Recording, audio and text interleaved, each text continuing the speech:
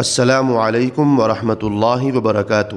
محترم سامعین کرام، تبلیغی مرکز حضرت نظام الدین کے امیر حضرت مولانا محمد سعد صاحب کاندھلوی دامت برکاتہم آج ام المدارس دارالعلوم دیوبند پہنچے۔ یہاں دارالعلوم دیوبند کے صدر المدرسین امیر الہند حضرت مولانا سید ارشد مدنی صاحب دامت برکاتہم العالیہ سے خصوصی ملاقات کی۔ حضرت مولانا سید ارشد مدنی صاحب نے مولانا محمد سعد صاحب کا والہانہ استقبال کیا اور بہت محبت کا اظہار فرمایا۔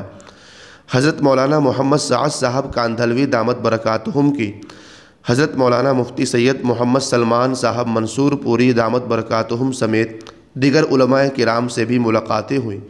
محتمم دارالعلوم دیوبند حضرت مولانا مفتی ابوالقاسم نعمانی صاحب دامت برکاتہم العالیہ کی طبیعت ناساز ہونے کی وجہ سے ان سے ملاقات ممکن نہ ہو سکی، لیکن حضرت مولانا محمد سعد صاحب کاندھلوی دامت برکاتہم نے حضرت محتمم صاحب دارالعلوم دیوبند کی خدمت میں ہدیہ بھجوایا۔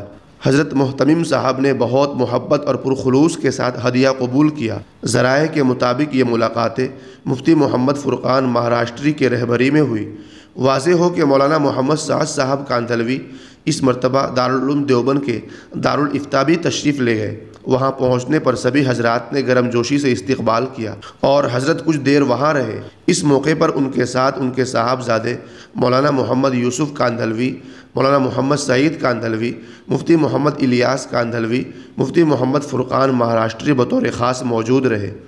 سامعین کرام، آپ سے گزارش ہے کہ ان علماء کرام کے لیے کمنٹ میں ایک دعائیہ جملہ ضرور لکھیں اور ویڈیو کو شیئر کر دیجیے۔ شکریہ والسلام علیکم ورحمۃ اللہ وبرکاتہ۔